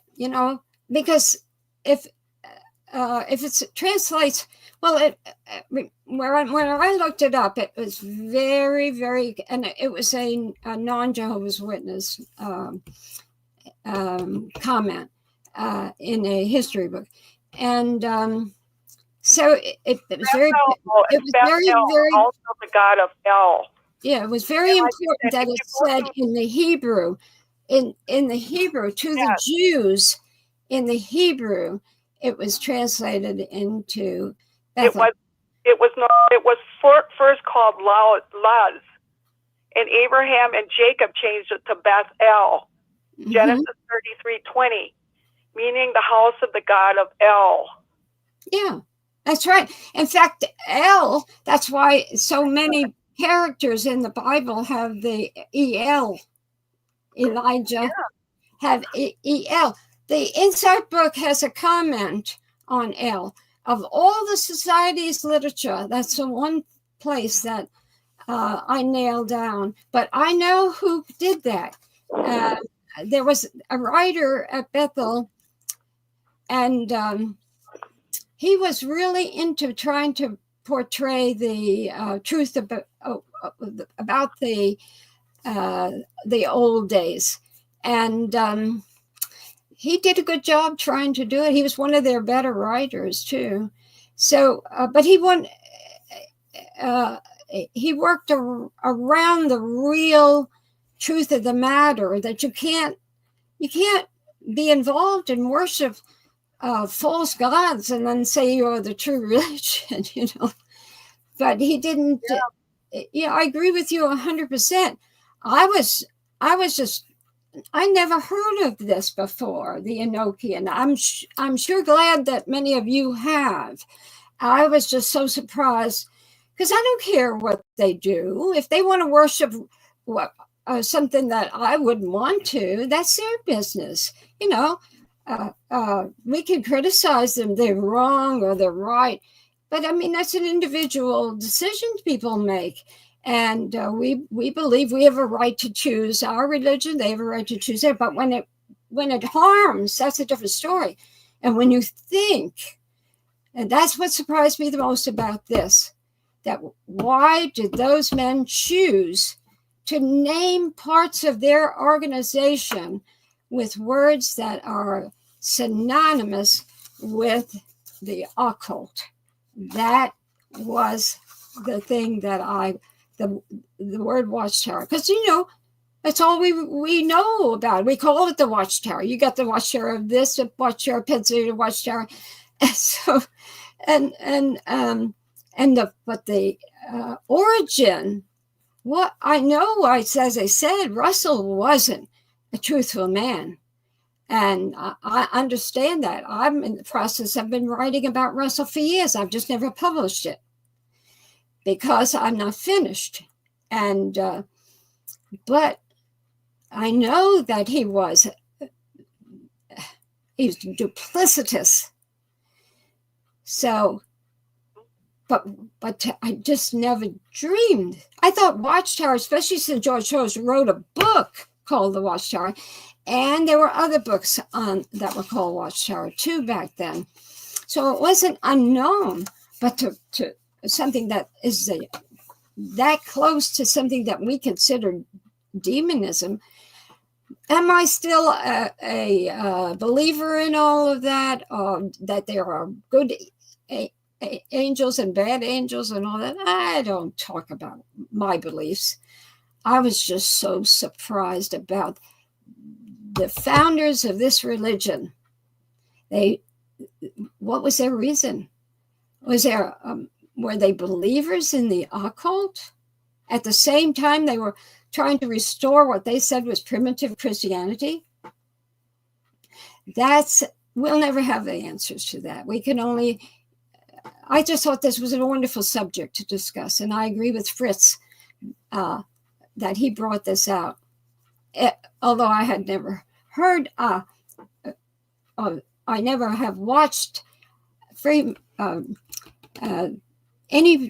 of his discussions on Enochian belief. Okay, so there's something for conversation, and I'm going to say this: many people who are leaving the organization are devastated because they can't find a life for themselves, especially if they're younger. And my heart goes out to them because that just happened a week ago with somebody that I was planning to interview. And they don't know where to go, what to believe. They've been so victimized by their parents or the others. They even had elders. The problem in an Enochian religion, or I call it that, in their belief, they even had elders, and they even discussed Revelation and the 24 elders. They mixed the whole Bible with it. Okay, that's their business if they want to do that. But to see the Watchtower shunning and harming so many people who want to leave an organization contaminated by many harmful things is more than we should take. We should all join in with others that are trying to do something about this, because they can't let it go on. The background of this group, and they're so cocky about it.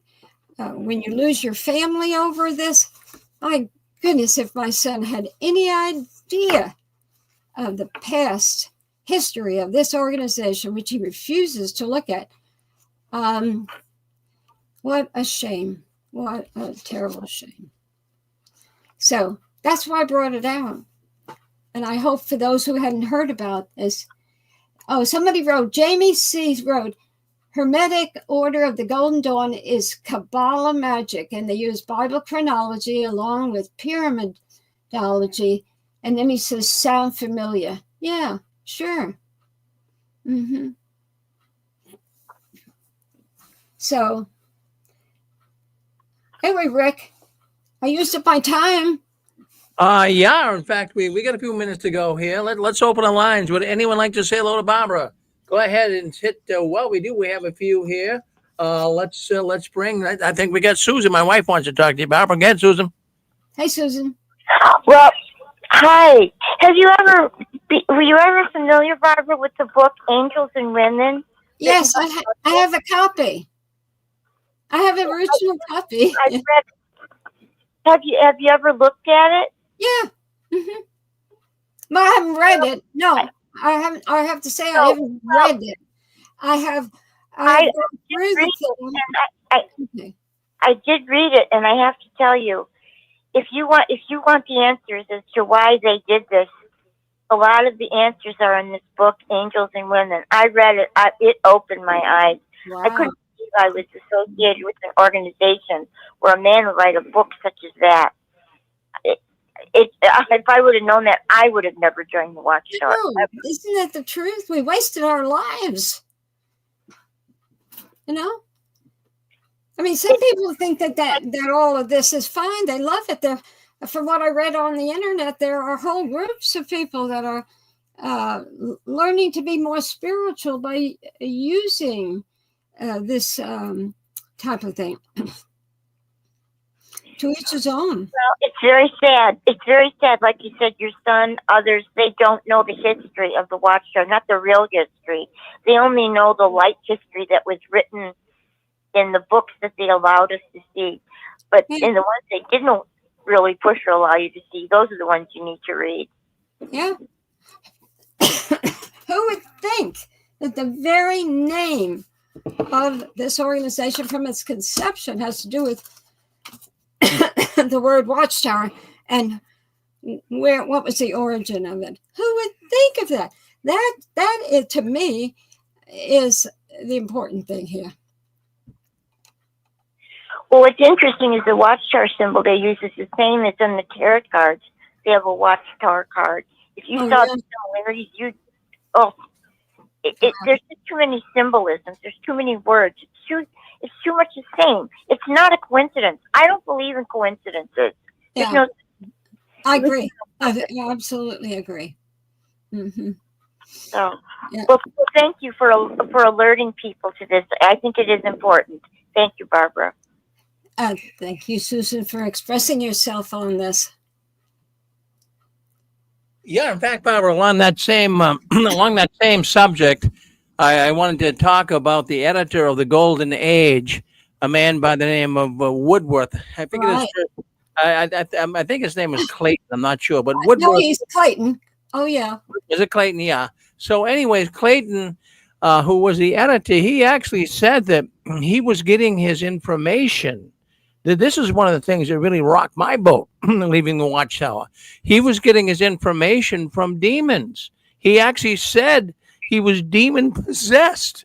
And, how is it that people could really take the Watchtower seriously as a so-called Christian religion when this man came right out and said that? Yeah. Now, he was crazy. Those Bethel who were familiar with him, really old folk, say he was just as crazy as could be. But why would they use somebody like that? Why? Well, he was a buddy with Rutherford, and what went on? I mean, we know that the Watchtower organization is so fraudulently put together. Now, I know when you were in Bethel, there was some semblance of order. It wasn't like under the Rutherford regime. There was some semblance, and there was some nice people there. Yeah. But I'll tell you what, that Rutherford, he had some pretty bad people he associated with, I'll tell you. Yeah. Oh, absolutely. He was a politician, basically, and he knew how to use that ability to construct a new organization. He removed it from Russell, which I'm not complaining about any of this. I'm just saying that's what the research shows. He completely took it over and changed it to an entirely different organization. And all of Russell's primary teachings centered on the ransom were gone. And then he brought in these, as I've read before, these teachings vindicate. We were going door to door. It really propelled us. I told my son when I was leaving the organization, I said, for 70 years until they removed it, I believed and taught people that we were separating the sheep from the goats, going door to door. And I said, you know what? I said, I was teaching people a lie. And I said, and my son was not interested in what I had to say on that. In fact, my son is like 6'4". He's a big man. And I remember it like it was yesterday.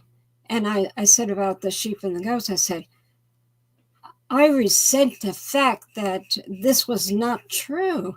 We are not separating the sheep from the goats. And I said, and then Harry said it was that's what Christendom was teaching all these years, that Jesus separates.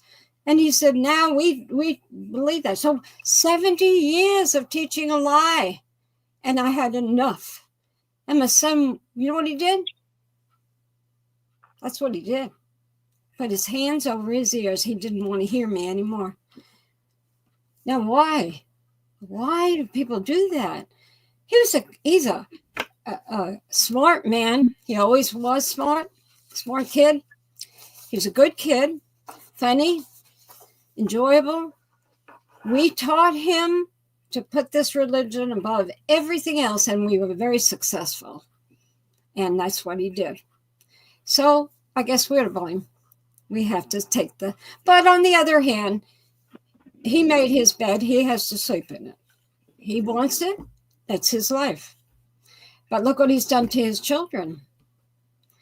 So he's given those children lies.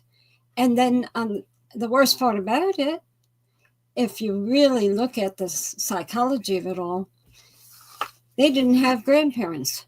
2 children, and they have not had grandparents.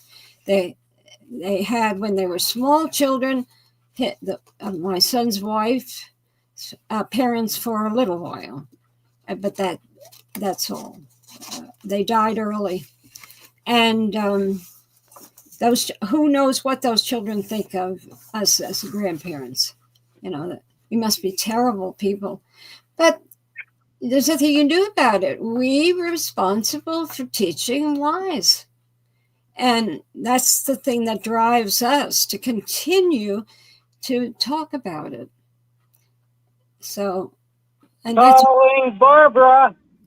Yeah. Speaking of the Great Pyramid and the pyramids and pyramidology, of course, I guess we all know about Charlie Russell and the Great Pyramid, and how much he, a tremendous amount of the religion which he invented, of course, was based on the certain features of the Great Pyramid and pyramidology. Now, I wanted to ask you an interesting question, something that's maybe it's important, I don't know. It's a question that I myself do not know the answer to. I should probably sometimes sit down and take the time and effort to research it, but maybe you might already know the answer to it, or maybe someone else does. Namely this, this whole idea of studying the pyramids and pyramidology and taking measurements in the Great Pyramid and trying to deduce tremendous meanings and tremendous significance from these different measurements, and then basing doctrine on these measurements and features of the pyramid and all that stuff. That whole thing, we'll call that, what I just described, we'll call it pyramidology. Now, my question is this: was this pyramidology ideology, was it in fact something original with Charlie Russell, that he's the one that invented it or thought of it or discovered it, is all his originally, or in fact was pyramidology known and even well known back at that time, and other ones were really the ones that discovered it and used it, and Charlie Russell just jumped in on it? Because if you study, which you no doubt know this, many people do, most all of Charlie Russell's ideas and doctrines were in fact not original to him. He wasn't really a theologian. He didn't come up with these ideas originating with him, but they were all borrowed from other sources. So that I'm just wondering if anybody knows, did he borrow the pyramidology stuff, or did he? Yeah, let someone else answer. Okay? Anybody out there want to answer that? I know he borrowed it. I didn't catch that. I said, I know he borrowed it. It was popular teaching in the mid 19th century. And there was a particular man who followed Russell, who really wrote books on the topic. I have one of the books. It's packed away. I just have too much here. I just can't keep up with it. And unless you're working on that particular thing, the books is superfluous to have out here. So I used to have the book right above my head up here of the two of them written by the man who but I can't remember his name now, but I know I had it. And when I first started that, somebody said, Jimmy Bell says John Greaves is the one who started Pyramidology, which dates back to the late 17th century. I'm not debating that, but I do know the man who was writing books on it. It was in the middle of the 19th century, but like what we were talking about before on Enochan, this stuff goes back, so far back.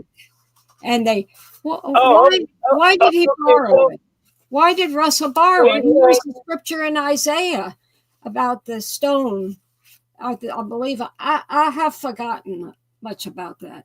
So you're saying all of his ideas about the Great Pyramid were in fact not original with him. Right. He got all that. They're all borrowed from another source. Is that your understanding? Yes, that's my understanding. Okay. All right. Well, that's all right. I learned something tonight. I learned something new.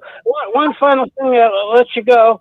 I'm going to look it up, and next time I'm on, I'll give you the name of the people involved. Okay. Oh, great. Yeah. All right. Okay. Can I slip in one other thing? Sure. I wanted to ask about a certain person that used to be at Bethel. It was in the writing department, and this young man's name was Jerry Decker. Jerry Decker. In fact, when I was there at Brooklyn Bethel, in the early to mid 70s, he was like the newest, the youngest member of the writing department, and they put him in. They gave him a position of kind of like, it wasn't exactly proofreader, but it was his job was to read everything and double check all the quotes, whether it was a quote from some book or a quote from the Bible. Double check all the quotes to make sure they're absolutely accurate. And because of his, I guess you could say, special status, being at the writing department, they permitted him to marry and to stay at Bethel. And in fact, that's exactly what he did. He married one of the housekeepers there. Her name was Laura, is an Italian last name, like Langzoni or something like that. And Laura's father was brought in special to Bethel to help with the squib buildings. He was like, he wasn't exactly an engineer. I think he was a plumber, a master plumber or something or other. And he was in charge of, sprucing up the buildings. So Jerry Decker and this brother's daughter, Laura, she was fortunate to get in, but sisters could never get into Bethel really at all. But because of her father had juice, he got his daughter in, and she married. Anyway, Jerry Decker, does that name ring a bell? Yeah, I had met him before he went to Bethel. I think he was in Miami at one point. Does that sound familiar? Oh, is that right? I think so. That's so many, many, many years ago. But I have met him before he went to Bethel. This well, father, back then it was a big thing. It was kept a real secret, but I knew him and also his roommate, and I talked to them quite a few times and so on. And his father was disfellowshipped, and back at that time it was a big dark secret, and you couldn't talk about it and so on and so forth. But so that's also tell you something. He came up with a special talk. He was studying the writings of St. Paul, and he came up with a special presentation, a special talk he would give called the spiritual man versus the physical man, based on certain passages of the Bible that the Apostle Paul wrote. It was a big, big thing, and he'd explain it and explain it and explain it, but I still couldn't understand what he was getting at. So you think it was the same guy that he was in the writing department? You knew him? Well, I can't say that I knew him well, but I knew him before he went there. You know, I go back in the witnesses till 54. And so I met an awful lot of people. For some reason in my memory, he stands out. But it seems like when my family moved to Miami, he's attached some way or other to that, but I'm not sure. But I also want to say to you that Shack Composer wrote on the side here in the comments that Smythe was the one who Russell looked up to for the pyramid stuff. And he's absolutely right. That's soon as I saw it, I said, that's Smythe. Yeah, that's the book. That's the 2 books that I have written by Smythe. Yeah, so we got your answer for that. Now you could do research yourself on Smythe. Go get the pyramid chart. Oh, yes. Well, thank you very much, Barbara, for the good information. And I'm going to say happy holidays to you. And I'm going to say so long for now. Thank you. Next time we will talk again. Please bring your thinking cap with you because we enjoy hearing from you about this. Oh, we got time for one more caller. You, Barbara. Hey. The one thing I wanted to mention, you mentioned Wescott.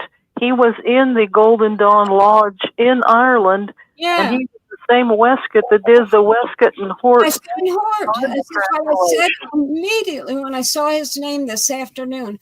I said, this is Wescott and Hort. But, you know, many of those people who are translators and worked on the Bible years and years and years ago were also kind of unsound. So, you know. I have to say the Golden Dawn Lodge, it ended with World War I. And the people in it were spiritual seekers that were good people. And they were usually fairly wealthy people.